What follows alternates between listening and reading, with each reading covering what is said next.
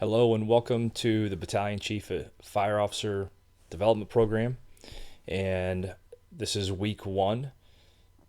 I'm Jason Hovelman from Engine House Training LLC, and I want to thank you for taking the time and effort to come out and take the class. It's going to be 6 weeks, and like I said, this is week one. There's a lot of work to do, and hopefully you pick up some things you can share with your crews and use throughout your career. So who am I? My name is Jason Hovelman. Like I said before, I'm a co-owner and lead instructor for Engine House Training. We're based in St. Louis, Missouri, and we provide hands-on training. We provide classroom training. The hands-on stuff is primarily fundamental, basic firefighting skills. I do a lot of lecturing around the country and in Canada on officer and instructor development, first due tactics, and command. So we put this class together for an online delivery. I've been doing it at conferences in a classroom setting for a while now, but this is the first class that we've actually done for the battalion chief. I am a battalion chief with the Florissant Valley Fire Protection District in North St. Louis County, Missouri, just outside of the city limits of St. Louis. We run 3 engine houses. We're fully paid, 3 ambulances and 2 engines and a quint. We run about 10 to 12,000 calls a year. We have a 22 square mile district with 88,000 residents. We're pretty dense, mostly a bedroom community, but we stay pretty busy. We get our share of fire and other incidents. I'm also a deputy chief and fire marshal with the Sullivan Fire Protection District, which is about an hour outside of St. Louis, where I grew up. I've been a career firefighter for 20 years. I've been a volunteer for a little over 30, and I've been at Florissant for 16. I've been a chief officer at my volunteer department for, I guess, about 18 years now. And so I've got a perspective from both sides of it. I've got the perspective of quick responses, a lot of people in comparison to what I get out in Sullivan in the more rural areas. I'm a student of the fire service, which just simply means is that I like to continually stay up to date with what's going on, reading, watching webinars, and I never claim to know it all. I'm constantly learning, even doing these classes. I still pick something up from the students with every assignment that's turned in and every discussion that we have. So with that being said, I just really wanted to emphasize that program is for paid volunteer combination, whatever format you're utilizing, and my background is in both sides of it. My volunteer department is a combination department now. They've got 3 full-time members on duty every day, so 9 full-time firefighters, full-time chief.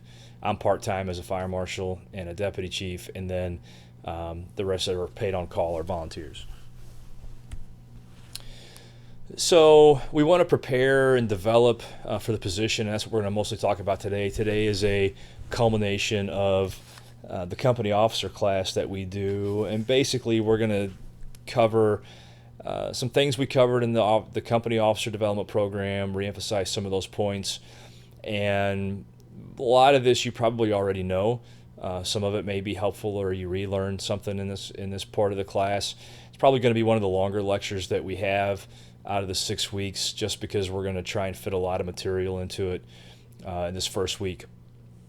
We're going to talk about your department's needs, if there's a mission and goals, your job description, not so fast, which we'll talk about when we get there, and then classes and education. You need to understand what your department's needs are as you start looking towards promotion and filling a new role. You want to stay in sync with what your department is doing and not kind of vary or do your own thing. And it's great to have some ideas and want to change some things, but all in all, you need to understand how your department operates, how it functions, how the organizational chart works, and you need to fit into that system. That's not to say that you don't, again, look to make progressions and changes as needed, but all in all, you need to fit into the system that's there to an extent and understand where your department's going, what its needs are. If, for example, you're taking a lot of classes that have to do with technical rescue and your department doesn't do that, you're selling yourself short, and you're not being as big of an asset to your department as you could possibly be.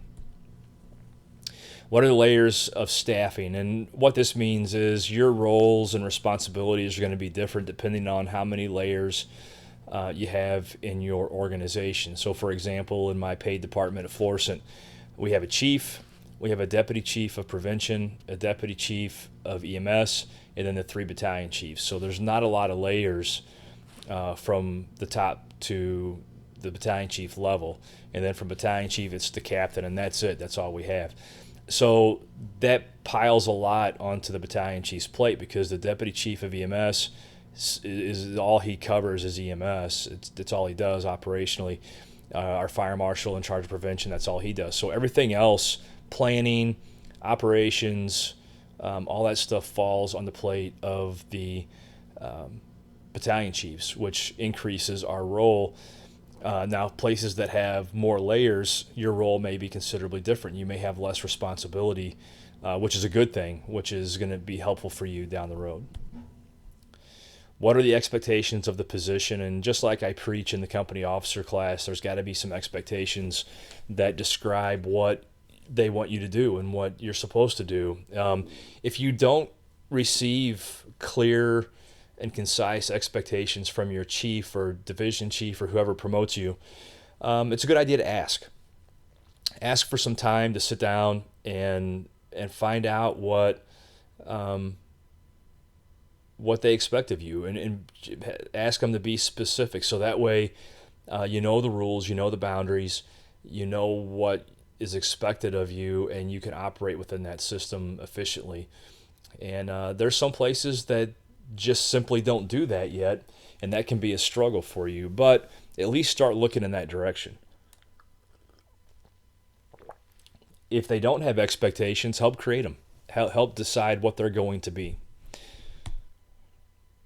What is the direction of your department heading? Do you see some big changes in the future? Or is your funding continually dropping to where you may have to be slashing manpower? Are you doing more with mutual aid? Has the equipment changed? Are you rearranging the type of equipment that you're staffing? Are you looking at adding EMS, or are you adding a hazmat team, or are you adding technical rescue? What type of direction is your department going in? What's the future hold for it? And be able to understand and adapt to where that's going. And then what challenges do you see from the outside looking in? And this is a huge thing for you to do, not so much from a critical standpoint, but from a standpoint of what types of things are going to challenge you if you are to get promoted or have been promoted. It's easier sometimes to see these things from the outside looking in as opposed to being on the inside already. And it can be a challenge. And we want to take a constructive look at that, not a critical look, and just see from the outside before you get insulated in that office.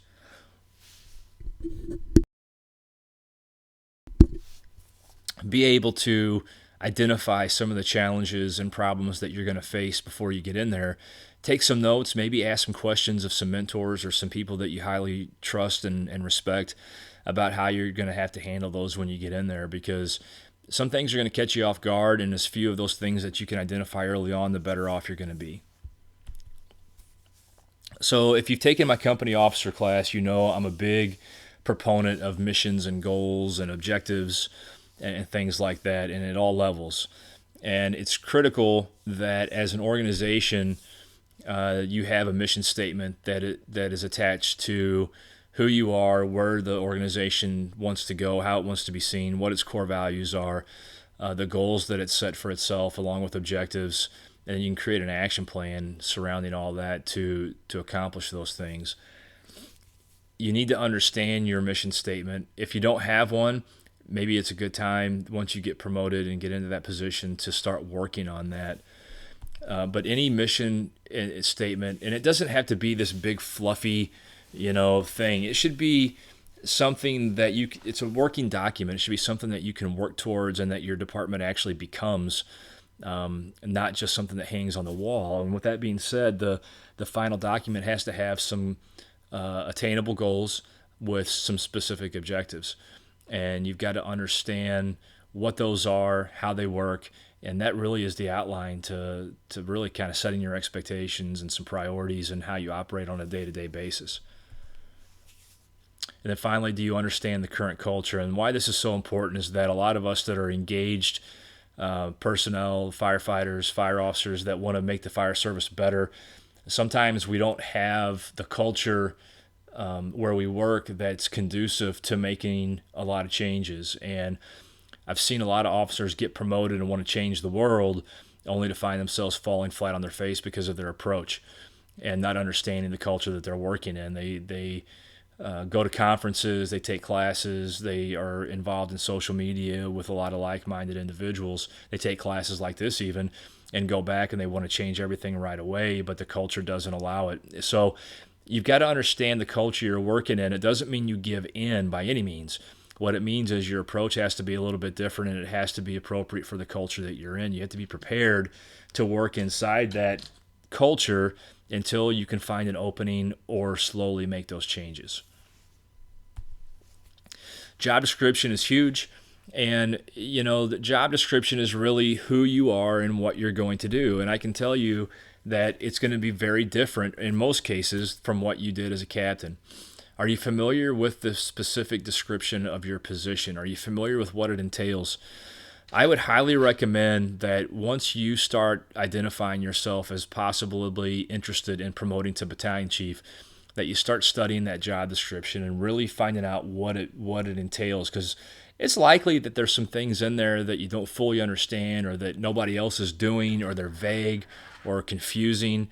And it's not uncommon to have kind of a too administrative job description at times, but you want to be familiar with what is required of you and how that is different from what you're doing now. Because I can tell you, I struggled a little bit switching from the floor, being a real hands-on guy, to going to the office, because simply I liked to drill. I liked to have the hands-on with my guys, with the tools, with the equipment, with all of those things. And because of the lack of layers in our organization, I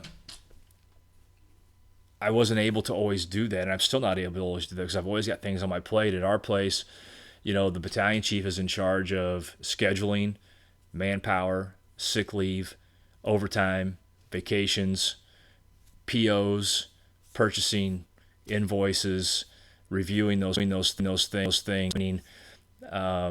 handling PR requests, QCing reports, both EMS and fire, and then anything else that the chief assigns to us. So we're in charge of house maintenance. We're in charge of equipment maintenance.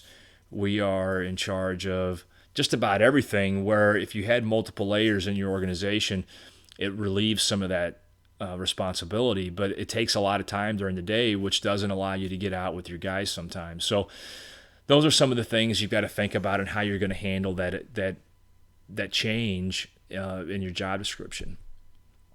And this is the guy for preparing in the formal sense. So when you start studying and preparing for interviews and the process, you're going to want to understand the job description and what they're going to require of you, which we kind of discussed already.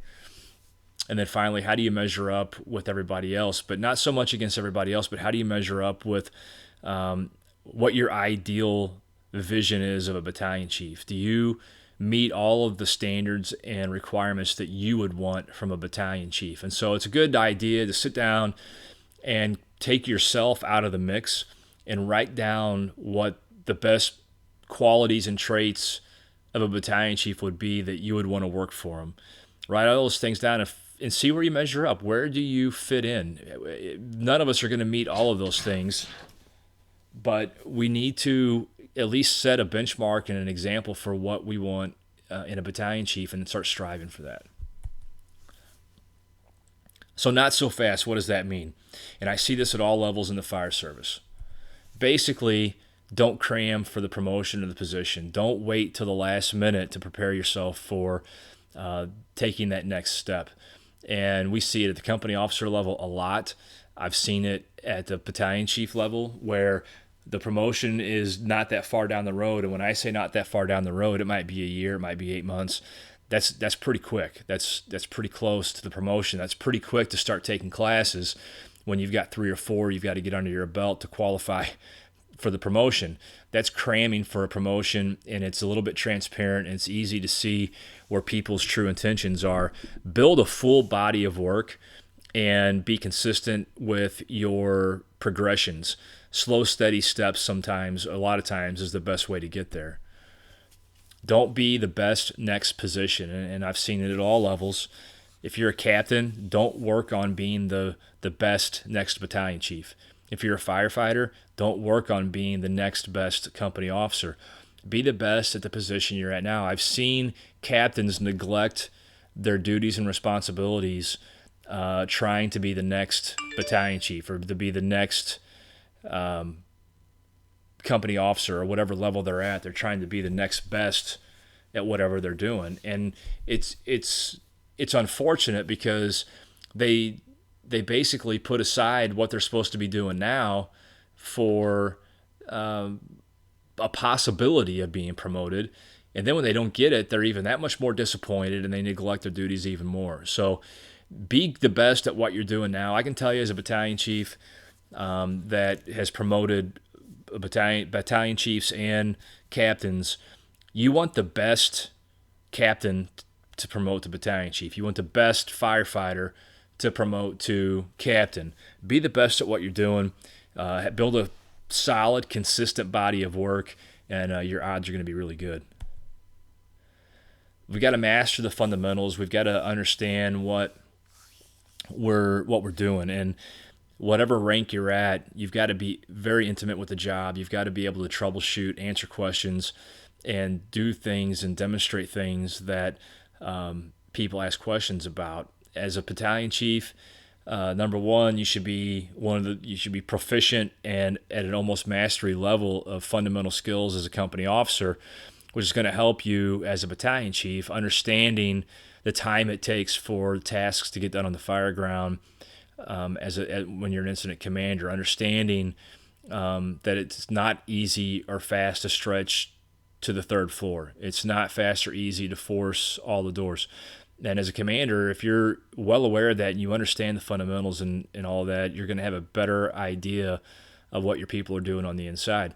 On the other side, you need to have the fundamentals of command and running fire scenes and understanding crew resource management and deployment. And SOGs, you need to have those fundamentals down so that you're not just shooting from the hip. Establish yourself, meaning your reputation. There should be no surprises when you get promoted. And what I mean by that is you want to establish a good reputation from the get-go. You don't want to try and build your reputation when you're trying to get promoted. It's going to be very difficult. And at the same time, you shouldn't be a Jekyll and Hyde. Who you are as a company officer, as far as how you deal with your people and how you run your shift or your crew, shouldn't be a whole lot different from how you act when you become a battalion chief in regards to your consistency, your fairness, your ability to hit problems head on, your ability to prioritize. You know, for me, it was made very clear when I was a captain and as a battalion chief that we don't do busy work, but we're productive and we're going to work. And training is a priority. And there are some people at my department that absolutely do not want to work for me because they know my reputation. And there's others that only want to work for me because of my reputation. But there's no surprises. When they come to work for me, there's no guessing who I am or what I'm about because it's been made very clear over several years. And that's what you want to do. You must be intimate with the job and the profession, and we kind of talked about that with the fundamentals. But being intimate with the job, you know the small things. You pay attention to all the little things that go along with the job as an officer, the policies, the procedures, the things that you understand the collective bargaining agreement or the union contract because you have to. You understand how to prioritize your day. You also understand the little nuances about your equipment, why things work the way they work, all the little things, being intimate with the job and the profession, the etiquette that comes with those things. And it's a thing that you have to pay attention to and keep track of. So whenever it comes time to ask some weird off the wall question, you're gonna have to pay attention. And if you're intimate with the job, you're gonna be able to find those answers a lot easier than if you just like one of those people that cram. Be able to solve complex problems, and that comes with being intimate with the job. The more you know about your job and your position and the profession itself, the easier it's going to be for you to solve complex problems. It may not be that you actually solve them by yourselves, but you're able to find the right resources to get it done. And that's what you're there for. You're there to solve problems that the others can't. And I always make a point to try and not shove things up the chain of command if I can avoid it. Not because I'm hiding anything or because I'm afraid I'll look like I don't know what I'm doing. It's just my chief has enough things to do on his own. He extended his authority to me as a battalion chief to take on these problems and to take care of them. So every effort is made to take care of these things before they go up the chain of command. And that means sometimes pulling resources we're not always familiar with. Take on the hardest tasks and relish the opportunity to do those things. And I, as a captain and now as a battalion chief, I always liked taking on the things no one else wanted to do. No matter if it was fun or not, I always kind of relished the whole idea that my crew or my shift will do the things the others won't. And yeah, there's a little bit of ego and pride involved in that, but I think rightly so and in a good way that if they're willing to take on the hard tasks, the things, the complex and not so fun jobs and do them right, just think how well they're going to do on the things that they do enjoy. And they ended up taking a lot of pride in having that reputation. And the one thing that does happen is you build a lot of team cohesiveness. Those are harder tasks to solve, so they have to think more. They have to work as a team more. They have to work together and do a little more research maybe, or put a little more time in to get those harder tasks done, which only builds the cohesion and it benefits them on the fire ground and in the firehouse. And then finally, be able to tell your members no. I know we jammed a lot into this one slide, but it's kind of review.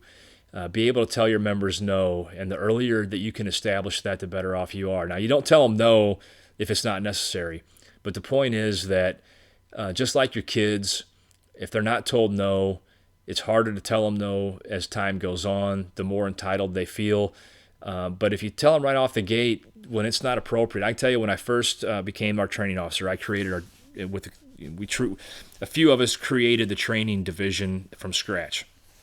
And I was the first true training officer in our department that was established by the board of directors and actually created a training division. And in the first week, I had 3 guys come to me wanting to go to college.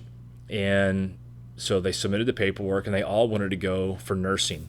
And we do run EMS, and we're an EMS-heavy department, probably like anywhere else in the country. We're running probably 70% of our calls are EMS calls. We have a lot of paramedics.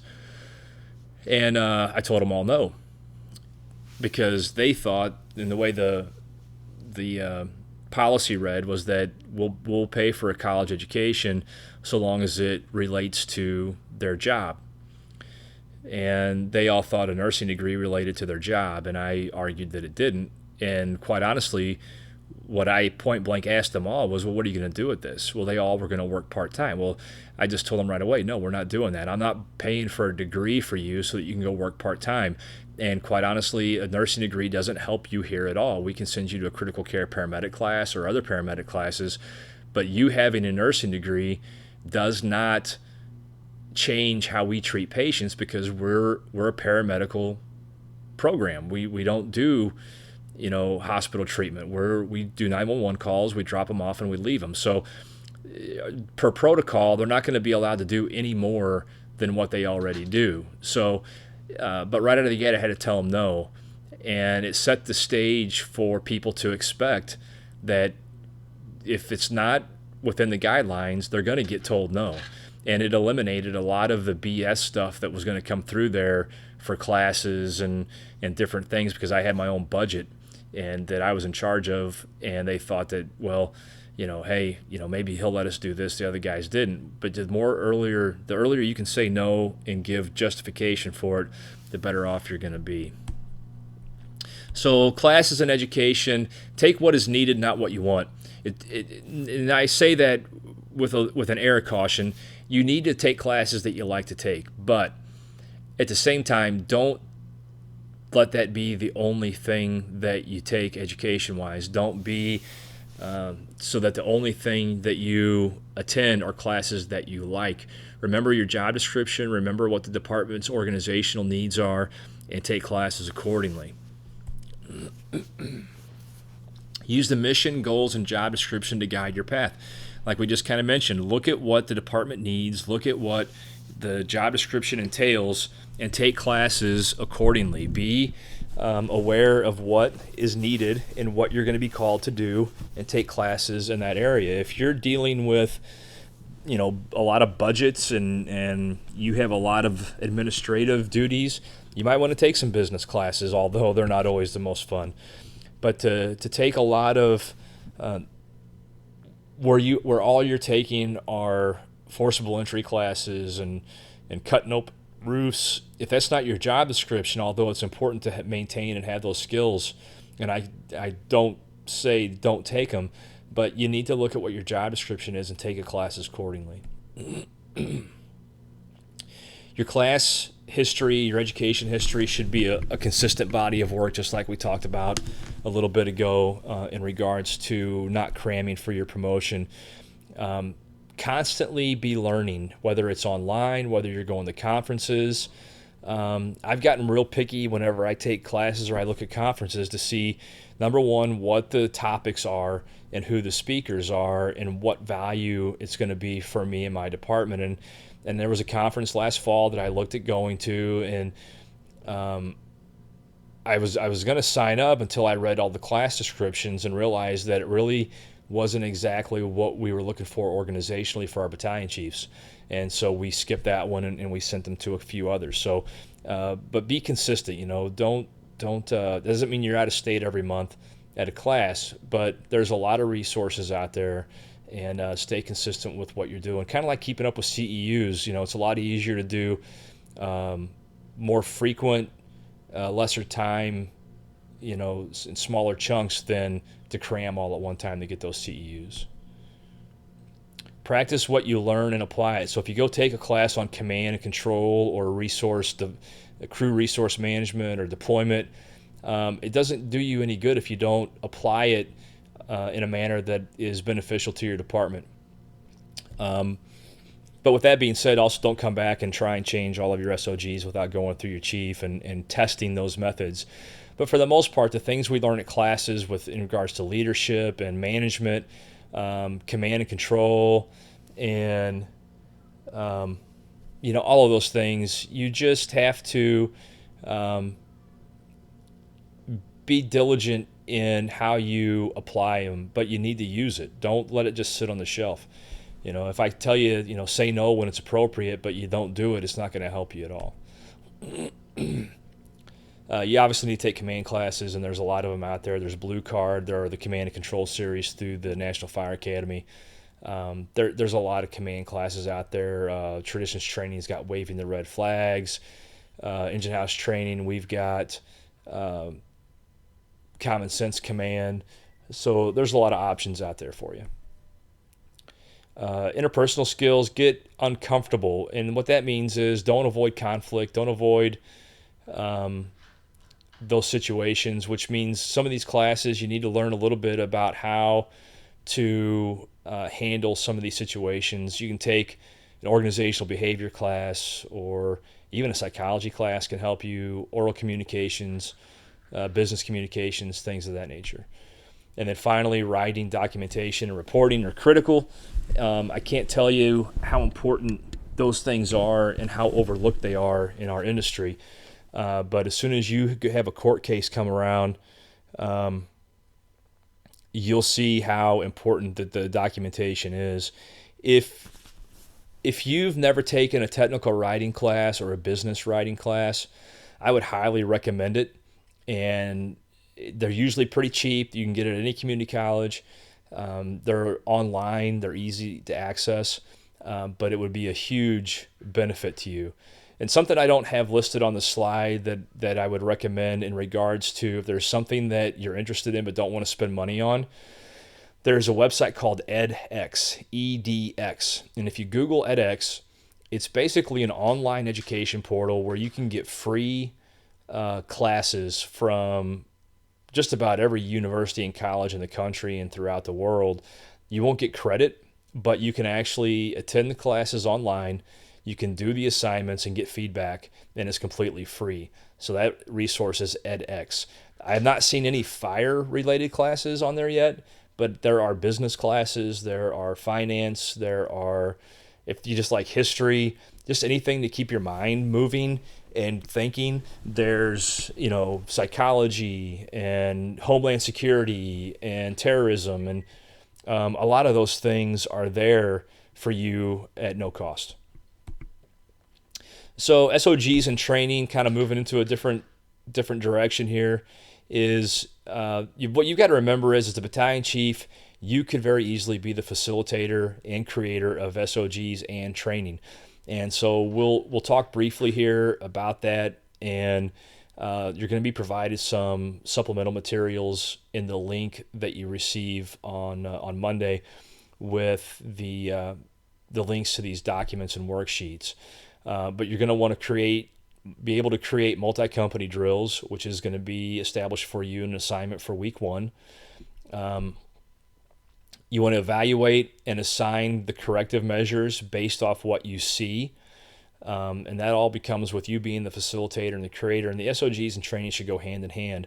And we'll talk more about that here in a moment. And then research and changing the needs, and how we do all that. So in facilitating, you're not doing all of the work. And this is whether it's training or whether it is in the firehouse, but you need to be able to delegate and not micromanage. And we'll talk more about that in week 2. But facilitating means providing resources and keeping people on track, creating kind of boundaries. Your members need to have a stake in the process, which means include them whenever and at all possible. They've got to live in it. So SOGs, you want their feedback. Training, you want their feedback. You want their ideas. Because the more that ownership they have in it, the more apt they are to make sure that it's right, and the more time they're going to invest in it. If they complain about it, you need to help them get to a solution and initiate the formal process of change. And that formal process of change would be, okay, so they're complaining about an SOG. Show me where it's lacking. So you might go out on the drill ground, train according to the SOG, have them point out the deficiencies, and then have them show you a better way of doing it. Maybe there's a different hose load, maybe there's a different piece of equipment, whatever it might be. Have them show you a different way of doing that. And then the initial formal process of change would be to identify those things, write a new SOG, evaluate it by drilling on it, and then having multiple companies drill on it, and then writing a summary of their findings. Be inclusive with whatever you're going to change so that people can voice their opinion. Don't ask the same people all the time. And are the problems real, or are they just complaining? We've got to be able to identify that. Is it something that can be changed? Some policies and procedures just simply cannot be changed, and we've got to be able to identify those and explain it. Where is that problem on the list of priorities? Your priorities might be different from the crew's priorities, and they may see it differently than you. Just be prepared, because yours may differ than theirs, and sometimes your priorities have to trump theirs, whatever that problem might be. And again, be inclusive with the change. In regards to new SOGs, you've got to find a need. When you're looking for the need, the best way to identify that is like what we just talked about with taking it out and drilling on it, and identifying that on the document. What was the need for the SOG? And you'll get a sample of this. what is the scope, which basically is what is being addressed and where does it apply. And that's also, and you'll see on the document that I provide how this works. Be able to differentiate as a battalion chief when you're creating or changing new SOGs between a policy and a guideline. An example might be, for us, for a policy, if anybody damages a piece of property while operating any district apparatus or vehicle, they have to have a urine test. And that we had to take that out of a guideline and make it a policy because there's no gray area there. There's no allowances to deviate from that. It's a policy. A guideline should be primarily operational and should be a document that you can train off of easily. And there should be some latitude for officer decision making based on conditions and guidelines.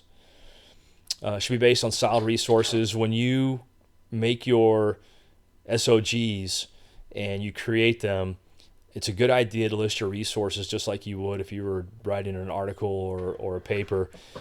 So best practices, NFPA, departmental resources, credible articles or publications that list those things, put them at the end of the document, and you'll see some of that in the samples that we provide. They should be easily adapted to training and operations, and that's the key to SOGs. The document should be easily transformed into an outline or lesson plan for training. And it shouldn't be so long and complicated that your members can't recite it or easily follow it. If you've got a 17-page SOG on how to do certain things, it's going to be tough. It's going to be really tough to expect them to remember everything in that. So try to keep it as clear, concise, and crisp as possible. And then evaluate and reevaluate. In whatever system you work, there should be something written down on how you evaluate SOGs. There should be something put in place on how you make changes and decide what's out of date and what's not. Drills and training, real quick, because you're going to have an assignment on this. And these are all things we should have learned through the company officer years and programs. But you need to have a needs assessment, and that's not a written test. The years I've been in training, I've been an instructor for almost 20 years, and written tests for needs assessments are losers. If you really want to know where your crews are deficient, you have to go out and see what skill sets they're not good at. It's one thing to know the cognitive memory stuff. That's fantastic. But if you want to make measurable change that is going to show up on the fire ground, a written test is not the way to do it. You need to identify through drills. You go out and you set up these drills and you have them pull hose and you have them throw ladders and you have them do searches and you have them do all the basic fundamental things that you would put in a written test. And instead of putting it in a written test, you're putting it on a drill ground and you see where they're deficient. How fast can they search a 1,500 square foot house? How fast can they get a line to the back bedroom? How fast can they get a ladder to a second story window? Those are the things that you need to figure out on the drill ground, not in a written test. Those things need to be specific, measurable. There needs to be benchmarks set, and we want to train and drill to a level of mastery through those benchmarks. The benchmarks might be time. It might be to complete tasks without any error, which is what mastery is. And all these things have to be measurable, and it's going to take time, and it takes effort, and that's why people would rather do a written test than do these things on the drill ground. You need immediate feedback on the drill ground. Don't wait till you get back to the engine house to ask how things went. Ask right after the drill was done. While they're still panting and sweaty and it's fresh and raw, that's when you want to start asking about feedback. That's where you're going to make your significant changes. That's where they're going to be honest too. A lot of guys I found that right after that drill, you won't even have to ask the questions. They'll tell you what was screwed up, what they did wrong, what they need to do better, what they were surprised about. And you'll see that. And then when you get back, it's a good idea to let your captain sit down with the crew and go over the drill again, okay, and have the captain write a formal summary on the feedback they got from the drill. And then from that point on, you can figure out where those deficiencies are, why they're there, and what needs to be adjusted. So real quick, in summary, be the best at what you're doing now. Don't worry about being the best next position. Be the best at where you are now. Know what your department needs and be an asset to your department. Understand the goals, missions, and the core values of your department and operate within them. Start being very specific and methodical to correct problems. You are there for a reason. Don't take all your problems to your chief. Be inclusive when solving problems. Try to include everybody's ideas and opinions.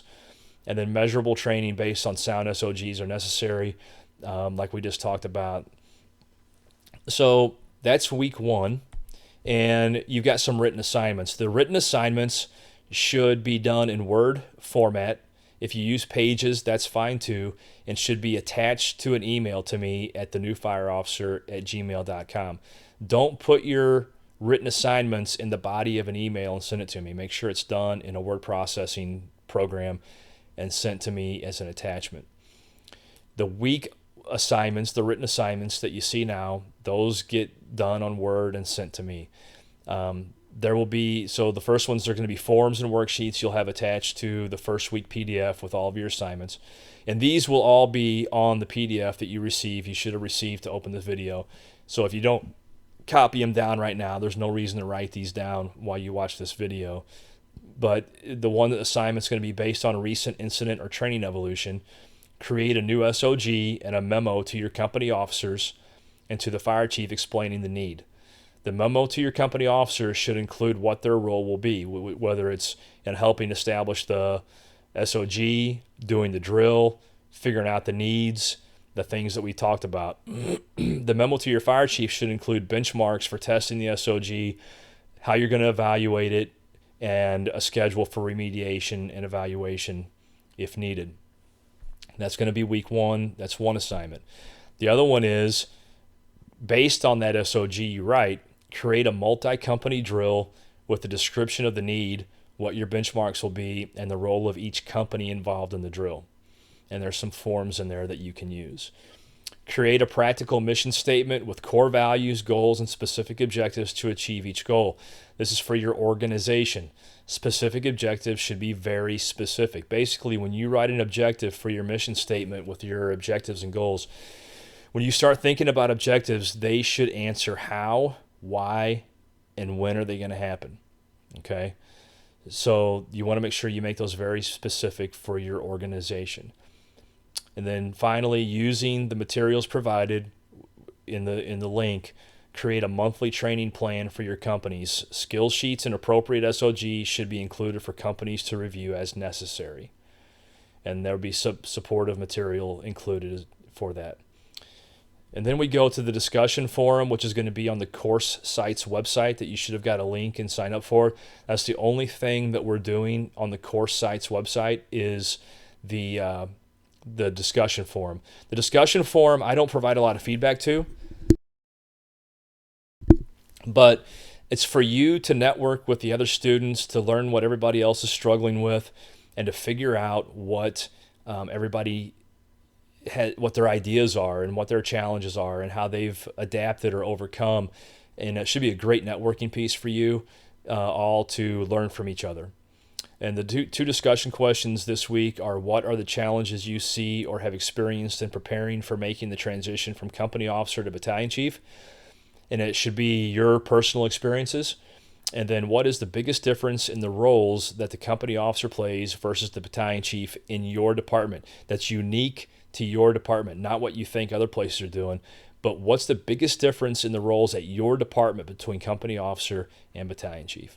So that's week 1. I know it's a lot of stuff.